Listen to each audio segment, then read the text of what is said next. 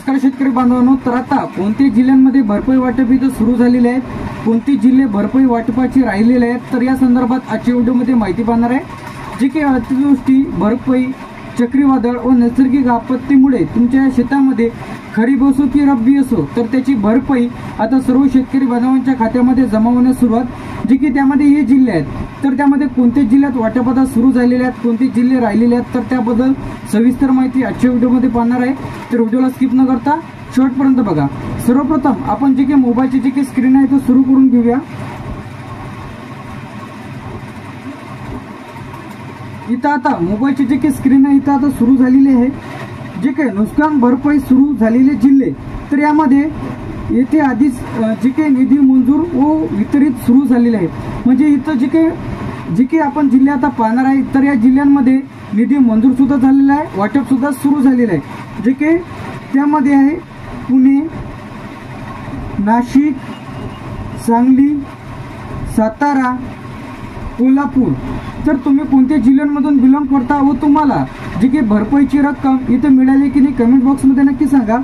त्यानंतर कोल्हापूर, रायगड, रत्नागिरी, सिंधुदुर्ग, ठाणे, मुंबई शहर. तर आतापर्यंत आपण जे काही जिल्हे पाहिलेल्यामध्ये पुणे, नाशिक, सांगली, सातारा, कोल्हापूर, रायगड, रत्नागिरी, सिंधुदुर्ग, ठाणे, मुंबई शहर. तर असे जे की यामध्ये जिल्हे आहेत, जे की ज्या जिल्ह्यांमध्ये भरपाई वाटप इथं आता सुरू झालेले आहे. तर बरेच जिल्ह्यांमध्ये भरपाई वाटप राहिलेली आहे, ते सुद्धा आपण इथे जिल्हे चेक करून घेणार आहे. त्यानंतर त्या जिल्ह्यांमध्ये जे काही भरपाई वाटप सुरू झालेले जिल्हे होते त्यामध्ये मुंबई उपनगर, छत्रपती संभाजीनगर, त्यानंतर अहमदनगर. तर एवढे जे काही जिल्हे आपण पाहिलेले आहेत, तर त्या जिल्ह्यात भरपाई वाटप म्हणजे सुरू झालेली आहे. तर निधी सुद्धा मंजूर झालेला आहे, निधी वाटप सुद्धा सुरू झालेलं आहे. त्यानंतर अजून सुरू झालेले न झालेले जिल्हे, तर यामध्ये पहिले जे पाहिले होते सुरू झालेले जिल्हे, त्यानंतर आता सुरू न झालेले जिल्हे. तर यामध्ये निधी मंजूर प्रक्रियेत पंचनामे सुरू आहेत. तर आता या जिल्ह्यांमधील पंचनामे सुरू आहेत. तर त्या जिल्ह्यांमधील पंचनामे सुद्धा झालेले आहे, निधी सुद्धा मंजूर झालेला आहे आणि वाटप सुद्धा सुरू झालेले आहे. तर आता यामध्ये जे काही मंजूर झालेले आहे, पंचनामे सुरू आहेत, परंतु भरपाई वाटप इथं राहिलेले आहेत. तर त्यामध्ये जळगाव, धुळे, नंदुरबार, सोलापूर, लातूर, उस्मानाबाद, बीड, परभणी. तर आता ज्या शेतकऱ्यांनी तक्रार इथं केलेली होती, ज्या शेतकऱ्यांच्या शेतामध्ये जाऊन पंचनामे झालेले होते, तर अशा सर्व शेतकरी बांधवांच्या आधार लिंक बँक खात्यामध्ये याचे जे काही पैसे आहेत ते इथं पाठवलेले आहेत. तुमच्या खात्यामध्ये किती रुपये भरपाईचे जमा झाले ते कमेंट बॉक्स करून नक्की सांगा.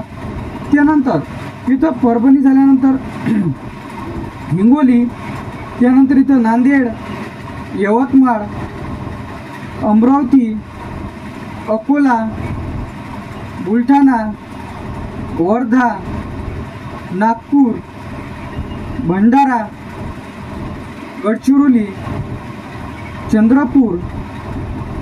तर असे जे काही यामध्ये जिल्हे आहेत, तर यामध्ये चंद्रपूर, गडचिरोली, भंडारा, नागपूर, वर्धा, बुलढाणा, अकोला, अमरावती, यवतमाळ, नांदेड, हिंगोली, परभणी, बीड, उस्मानाबाद, लातूर, सोलापूर, नंदुरबार, धुळे, जळगाव.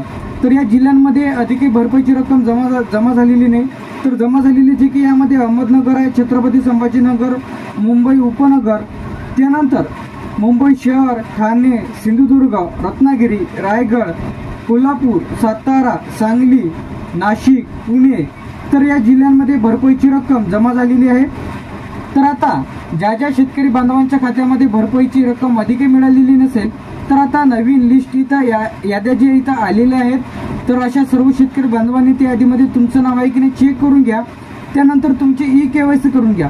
ई-KYC कशा पद्धतीने करायची यावरती सुद्धा डिटेलमध्ये व्हिडिओ आपल्या फ्युचर इन्फॉर्मेशन टेक यूट्यूब चॅनलवरती व्हिडिओ अपलोड केलेला आहे. तर लगेच पहा. ई-KYC केल्याच्या नंतरच तुमच्या खात्यामध्ये जी काही भरपाईची रक्कम आहे ती तुमच्या खात्यामध्ये जमा केली जाईल. तर सर्व शेतकरी बांधवांनी लवकरात लवकर जे काही तुमची भरपाईची रक्कम पाहिजे असेल तर लगेच तुम्ही तक्रार करून घ्या, जेणेकरून भरपाईची रक्कम ते तुमच्या खात्यामध्ये जमा केल्या जाईल. तर अशाच प्रकारचे अपडेट्स व या संदर्भात तुमच्या मनामध्ये काही डाऊट आहे कमेंट बॉक्समध्ये नक्की सांगा.